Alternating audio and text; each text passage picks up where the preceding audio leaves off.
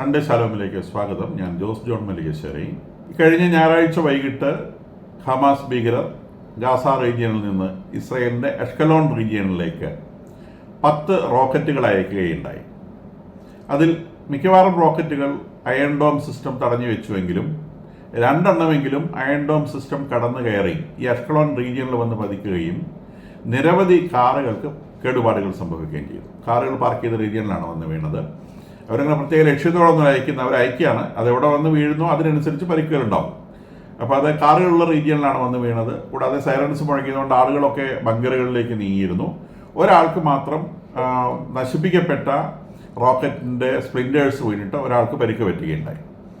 എന്നാലും ഹമാസ് ഭീകരർ 10 റോക്കറ്റുകൾ അയച്ചു എന്ന് പറയുന്നത് ഈ ഒരു സിറ്റുവേഷനിൽ അത് വളരെ സീരിയസ് ആയിട്ടുള്ള ഒരു സംഗതിയാണ്. കാരണം 10 റോക്കറ്റുകൾ അയക്കാനുള്ള ശേഷി അവരുടെ അടുത്ത് ബാക്കിയുണ്ട് എന്നുള്ളതാണ്.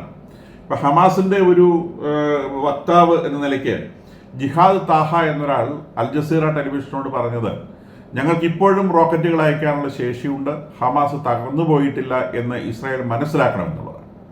അപ്പം അദ്ദേഹം ഈ 10 റോക്കറ്റുകൾ അയക്കാനുള്ള പ്രകോപനമായിട്ട് പറഞ്ഞ ഏറ്റവും പ്രധാനപ്പെട്ട കാരണം ഇസ്രായേലിൻ്റെ internal national security minister Ben Gvir temple മൗണ്ടിൽ കഴിഞ്ഞ ബുധനാഴ്ച സന്ദർശിച്ചു എന്നുള്ളതാണ്. നമുക്കറിയാം, ഈദുൽ ഫിത്തർ കഴിഞ്ഞ ഞായറാഴ്ചയായിരുന്നു. ഈ കഴിഞ്ഞതിന് മുമ്പിലത്തെ ഞായറാഴ്ചയായിരുന്നു ഇസ്രായേൽ പ്രദേശത്തൊക്കെ ഈദുൽ ഫിത്തർ ആഘോഷിച്ചത്. ഈദുൽ ഫിത്തറിനോടനുബന്ധിച്ച് 13 ദിവസം ടെമ്പിൾ മൗണ്ടിലേക്ക് ജ്യൂസിന് പ്രവേശനം നിരോധിച്ചിരുന്നു ഇസ്രായേൽ ഗവൺമെൻറ് തന്നെ.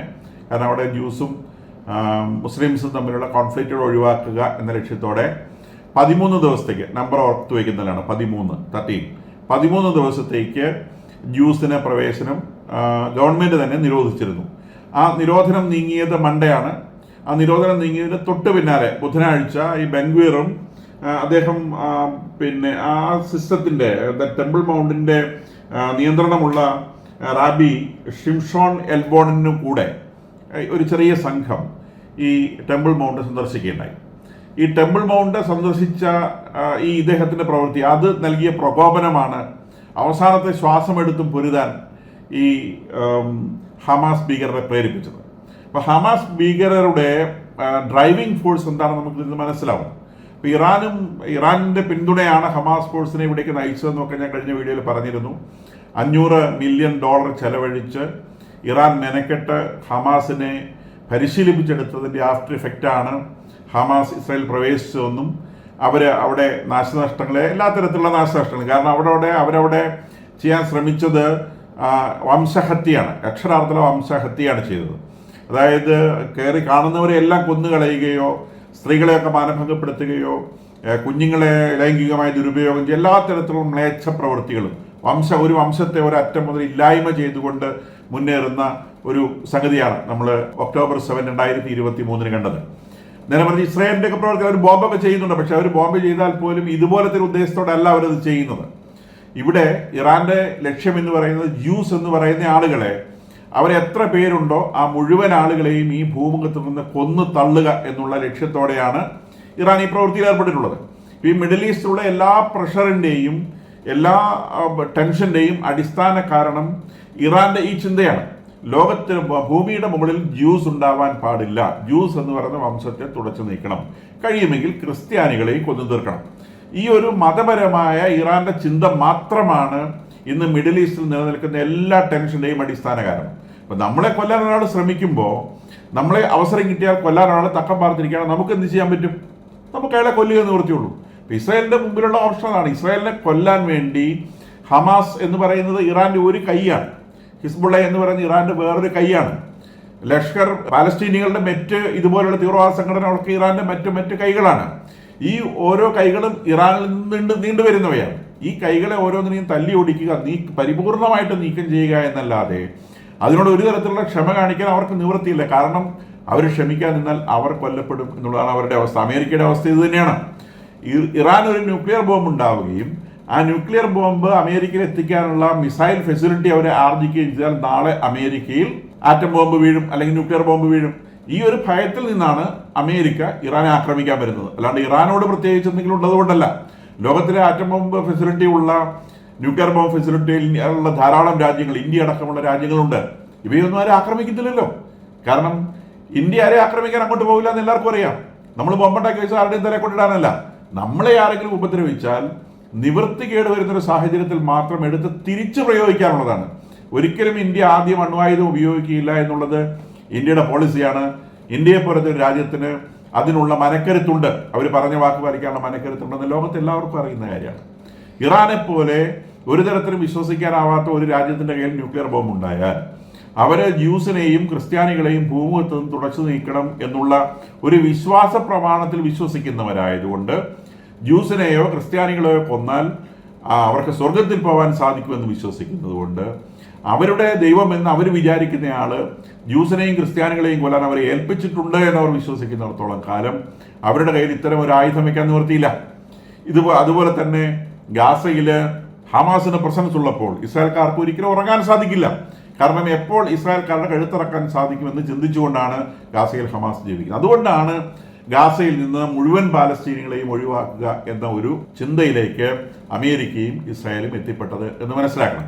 അപ്പോൾ ഈ 10 മിസൈലുകൾ അയക്കാനുള്ള ഇവരുടെ അവസാനത്തെ ഊർജ്ജമെടുത്ത് ഞങ്ങൾ പൊരുതുകയാണ് എന്നാണ് ഹമാസ് പറയുന്നത്. കാരണം ഈ പറയുന്ന ടെമ്പിൾ മൗണ്ട്, അവരുടെ അൽ അസ്ക മോസ്കും ഡോമും ഒക്കെ നിലനിൽക്കുന്ന ആ പ്രദേശത്ത് അവിടെ ഈ ബെൻഗുർ എന്ന് പറയുന്ന ആൾ സന്ദർശിച്ചത് അവർക്ക് ഇഷ്ടപ്പെട്ടില്ല എന്നുള്ളതാണ് അവർ പറയുന്ന പ്രധാനപ്പെട്ട കാരണം. നമുക്കറിയാവുന്നതുപോലെ അത് ഈസ്റ്റ് ജെറുസലേമിന്റെ ഭാഗമാണ്. 1967 യുദ്ധത്തിലാണ് ഇസ്രായേൽ ആ പ്രദേശം പിടിച്ചത്. ഇന്ന് ഇസ്രായേൽ ആ പ്രദേശം, അതായത് ഈസ്റ്റ് ജെറുസലേം, ഈ ടെമ്പിൾ മൗണ്ട് അടങ്ങുന്ന പ്രദേശം ഇസ്രായേൽ രാജ്യത്തിന്റെ ഭാഗമായി ഇസ്രായേൽ പ്രഖ്യാപിച്ചിട്ടുണ്ട്. UN അത് അംഗീകരിച്ചിട്ടില്ല, UN പല രാജ്യങ്ങൾ അംഗീകരിച്ചിട്ടില്ല. പക്ഷേ അമേരിക്ക അടക്കമുള്ള രാജ്യങ്ങൾ അത് ഇസ്രായേലിന്റെ തലസ്ഥാനമായി അംഗീകരിച്ചിട്ടുണ്ട്. പക്ഷേ ഈ 40 ഏക്കർ സ്ഥലം ടെമ്പിൾ മൗണ്ട് എന്ന് പറയുന്നത് ജോർദാനിലുള്ള ഒരു വഖഫ് ബോർഡിന്റെ കീഴിലാണ് എന്നുള്ളത് നമ്മൾ കഴിഞ്ഞ വീഡിയോയിൽ പറയുകയുണ്ടായി. അതിന്റെ ഇസ്ലാമുമായി ബന്ധപ്പെട്ട മുഴുവൻ ചുമതലകളും അവർക്കാണ്. സെക്യൂരിറ്റി ചുമതലയും ഭരണ ചുമതലയും ഒക്കെ ഇസ്രായേലിനുമാണ്. അങ്ങനെ ഈ ഭരണ ചുമതല നിർവഹിക്കുന്ന ആളാണ് റാബി ഷിംഷോൺ എൽബോൺ എന്ന് പറയുന്ന ആള്. അദ്ദേഹമാണ് ബെൻഗൂറിന്റെ കൂടെ ഉണ്ടായിരുന്നത്. ഇവരാണ് ടെമ്പിൾ മൗണ്ട് സന്ദർശിച്ചത്. അപ്പം ബെൻഗൂറിനോട് ഇവർക്കുള്ള പ്രധാനപ്പെട്ട ദേഷ്യം ഈ ടെമ്പിൾ മൗണ്ട് ഉടനെ തന്നെ ഇസ്രായേൽ രാജ്യം ഏറ്റെടുക്കണമെന്നും അവിടെ ഇസ്രായേലിന്റെ ടെമ്പിൾ നിർമ്മിക്കണമെന്നുമുള്ള ഇദ്ദേഹത്തിന്റെ ആവശ്യമാണ് ഈ ഹമാസിനെ ഏറ്റവും അധികം പ്രകോപിപ്പിക്കുന്ന ഒരു സംഗതി. അപ്പം എത്രയും വേഗം അവിടെ 3rd ടെമ്പിൾ കൺസ്ട്രക്ട് ചെയ്യണം എന്നുള്ളതിന്റെ ഏറ്റവും വലിയ വക്താവ് ഈ ബെൻഗുർ ആണ് എന്ന് മനസ്സിലാക്കണം. ഇനി ഈ ടെമ്പിൾ മൗണ്ടിൽ അവിടെ കയറുന്നത് ജ്യൂസിനെ സംബന്ധിച്ച് പോലും അത് ഒരു നല്ല കാര്യമല്ല എന്നുള്ളത് വേറൊരു വിഷയം. മിക്കവാറും ജ്യൂസ് ടെമ്പിൾ മൗണ്ടിൽ അവസരമുണ്ടെങ്കിൽ പോലും അവരവിടെ പ്രവേശിക്കാറില്ല. അതിന് കാരണം അവരുടെ ഹോളി ഓഫ് ദ ഹോളിയസ്റ്റ് എന്ന് പറയുന്ന വാഗ്ദാന പേടകം സൂക്ഷിച്ചിരുന്ന ടെമ്പിളിലെ സ്ഥലവും വാഗ്ദാന പേടകവും ഈ ടെമ്പിൾ മൗണ്ടിൽ എവിടെയോ കിടക്കുന്നുണ്ട് എന്നാണ് അവർ വിചാരിക്കുന്നത്. അറിയാതെ അതിൻ്റെ മുകളിൽ എങ്ങാൻ ചവിട്ടിപ്പോകുമോ എന്ന് ഭയന്ന് ജൂതന്മാര് സാധാരണ ടെമ്പിൾ മൗണ്ടിൽ പ്രവേശിക്കാറില്ല. അവർ ബെയിലിംഗ് വാൾ തലയടിച്ച് കരഞ്ഞു പോവുകയും ചെയ്യാറുള്ളൂ. ടെമ്പിൾ മൗണ്ടിലേക്ക് സാധാരണ ജ്യൂസ് പ്രവേശിക്കുകയില്ല. അപ്പോൾ ഈ ബെൻഗൂർ അവിടെ പ്രവേശിക്കുന്നത് ജ്യൂസിന്റെ ഇടയിൽ തന്നെ ചിലർക്ക് അരോചകമായിട്ടുള്ള കാര്യമാണ്. കാരണം അതിൻ്റെ മുകളിൽ ഒരു ജൂ കാല് വയ്ക്കുക എന്ന് പറയുന്നത് ഹോളി ഓഫ് ദ ഹോളിയസ്റ്റ് എന്ന് അവർ വിളിക്കുന്ന ദേവാലയത്തിന്റെ ഏറ്റവും ഇന്നർ മോസ്റ്റ് ആയിട്ടുള്ള ഭാഗം, അത് വാഗ്ദാന പേടകം സൂക്ഷിച്ചിരുന്ന ദേവാലയത്തിലെ സ്ഥലമാണ്. കൂടാതെ വാഗ്ദാന പേടകവും ഈ ടെമ്പിൾ മൗണ്ടിന്റെ അടിയിൽ എവിടെയോ കിടക്കുന്നുണ്ടെന്നും അപ്പം അതിൽ കാല് സ്പർശിച്ചു പോകാൻ, അതിന്റെ മുകളിൽ ചവിട്ടി പോകാനുള്ള സാധ്യതയുണ്ട് എന്നും ഭയന്ന് അതിൽ ഒരു ജൂവും പ്രവേശിക്കരുത് എന്ന് ചിന്തിക്കുന്ന ധാരാളം യൂതന്മാരുണ്ട്. അപ്പോൾ മുസ്ലിങ്ങളെ സംബന്ധിച്ച് അതല്ല പ്രശ്നം, അവർ ഈ ടെമ്പിൾ മൗണ്ടിന്റെ മേലെയുള്ള റിസ്ക്. അപ്പോൾ ഇപ്പോൾ നടക്കുന്ന ഈ കറണ്ട് കോൺഫ്ലിക്റ്റ് ടെമ്പിൾ മൗണ്ടുമായിട്ട് ബന്ധപ്പെട്ട കാര്യങ്ങളാണ് എന്ന് മനസ്സിലാക്കണം. അതിനിടയിലൂടെ USS Carl Wilson, USS Harry S Truman എന്ന് പറയുന്ന 2 എയർക്രാഫ്റ്റ് കാരിയേഴ്സ് പേർഷ്യൻ ഗൾഫിലേക്ക് കടന്നതായി വിവരമുണ്ട്.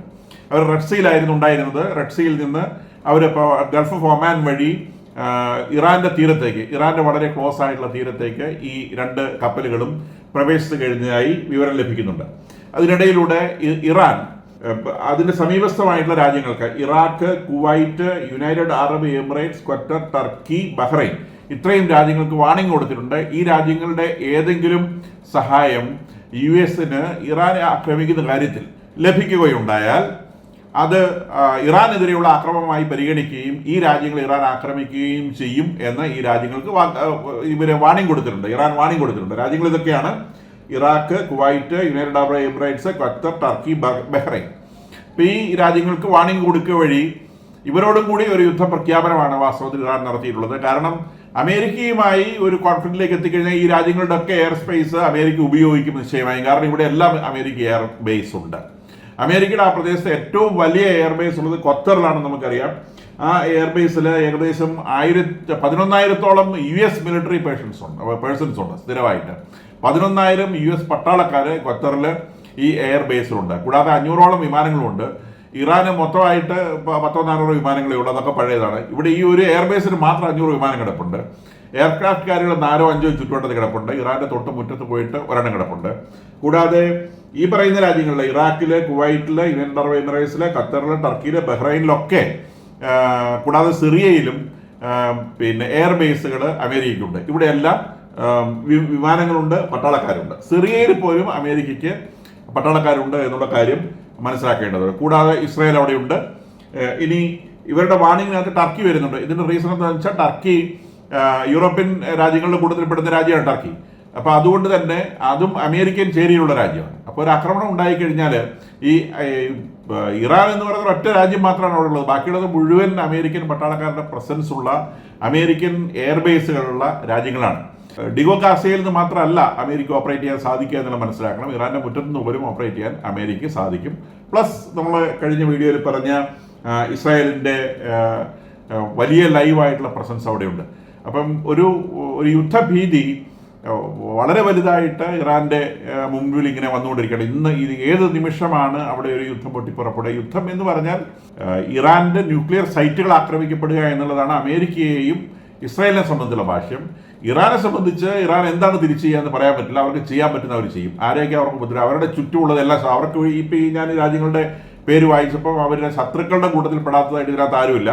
സിറിയയുടെ പേര് ഇവർ ഇതിനകത്ത് പറഞ്ഞിട്ടില്ല. ലെബനോണിന്റെ പേര് ഇതിനകത്ത് പറഞ്ഞിട്ടില്ല. ഈജിപ്തിന്റെ പേര് ഇതിനകത്ത് പറഞ്ഞിട്ടില്ല. ബാക്കി ആ പ്രദേശത്തുള്ള മുഴുവൻ രാജ്യങ്ങളുടെയും പേര് ഇതിനകത്ത് വന്നിട്ടുണ്ട്. ഇസ്രായേലിന്റെ പേരോട് പറയാതെ നമുക്കറിയാം ഇവരുടെ ലക്ഷ്യം ഇസ്രായേൽ എന്നുള്ള ഒറ്റ രാജ്യം മാത്രമാണ്. ഇസ്രായേലിനെ ഈ ഭൂമുഖത്ത് നിന്ന് തുടച്ചു നീക്കുക എന്നുള്ളതാണ് ഇറാന്റെ പ്രഖ്യാപിത ലക്ഷ്യം. സ്വയം നശിച്ചുകൊണ്ടാണെങ്കിൽ കൂടി, ആത്മഹത്യ ചെയ്തിട്ടാണെങ്കിൽ പോലും ഇസ്രായേലിനെ ഭൂമുഖത്ത് തുടച്ചു നീക്കുക എന്നുള്ള ലക്ഷ്യത്തോടെ പ്രവർത്തിക്കുന്ന രാജ്യമാണ്. ആത്യന്തികമായി നമ്മൾ മനസ്സിലാക്കണേ, മത തീവ്രവാദം എന്ന് പറയുന്നത് എന്തൊരു വലിയ ഭ്രാന്താണ് എന്ന് ചിന്തിച്ച് നോക്ക്. ഒരു സമൂഹത്തെ, ഒരു ജനസമൂഹത്തെ ഈ ഭൂമിയിൽ നിന്ന് തുടച്ചു നീക്കേണ്ടത് തങ്ങളുടെ ജോലിയാണ് എന്ന് നിശ്ചയിക്കുക. അത് മറ്റുള്ളവരുടെ മനസ്സിൽ വിതയ്ക്കുന്ന ഭയം എത്ര വലുതാണെന്ന് അവർ തിരിച്ചറിയാതിരിക്കുക. ഭയമുള്ളൊരു മനുഷ്യൻ എത്ര കഠിനമായി റിയാക്ട് ചെയ്യും എന്ന് തിരിച്ചറിയാതിരിക്കുക. ഇപ്പോൾ ഒരു മനുഷ്യനെ സംബന്ധിച്ച് അവൻ കൊല്ലപ്പെടും എന്നൊരു സാഹചര്യം വന്നാൽ അവൻ ഏറ്റവും വൈൽഡായിട്ട് റിയാക്ട് ചെയ്യും. അവനെ കൊണ്ട് ചെയ്യാൻ പറ്റുന്ന ഏറ്റവും വൈൽഡായിട്ട് അവൻ റിയാക്ട് ചെയ്യും. കഴിയുമെങ്കിൽ അവനെ കൊല്ലാൻ നിൽക്കുന്ന ആൾ അവൻ കൊല്ലും. ഇതാണ് ശരിക്കും ഇസ്രായേലും US-ഉം ഇറാനിൻ്റെ നേരെ ചെയ്യാൻ ശ്രമിക്കുന്നത്. ഇത് തിരിച്ചറിയാതെ പ്രവർത്തിക്കുക വഴി വാസ്തവത്തിൽ ഇറാൻ സ്വയം നാശത്തിലേക്ക് നിബന്ധിച്ചുകൊണ്ടിരിക്കുകയാണ്. ഇറാന് മാത്രമേ ഇത് മനസ്സിലാവാത്തുള്ളൂ. ബാക്കി അതിൻ്റെ ചുറ്റും നിൽക്കുന്ന എല്ലാ ഇസ്ലാമിക രാജ്യങ്ങൾക്കും ഈ കാര്യത്തെക്കുറിച്ച് നല്ല ധാരണയുണ്ട്. ഇറാൻ സ്വയം ചോദിച്ചു വാങ്ങുന്നതാണ് എന്ന് തിരിച്ചറിയാൻ പറ്റാത്ത ഒരു ഇസ്ലാമിക രാജ്യം പോലും ഇന്ന് ഇസ്ലാമിക ലോകത്ത് ബാക്കിയില്ല എന്നുള്ളതും വസ്തുതയാണ്. കാരണം ഒരു ഇസ്ലാമിക രാജ്യം പോലും ഇറാനെ ഹെവിയായി അമേരിക്ക ബോംബ് ചെയ്യും എന്നതിനെ അപലപിച്ചിട്ടില്ല എന്നുള്ളത് എല്ലാവർക്കും അറിയുന്ന സംഗതിയുമാണ്.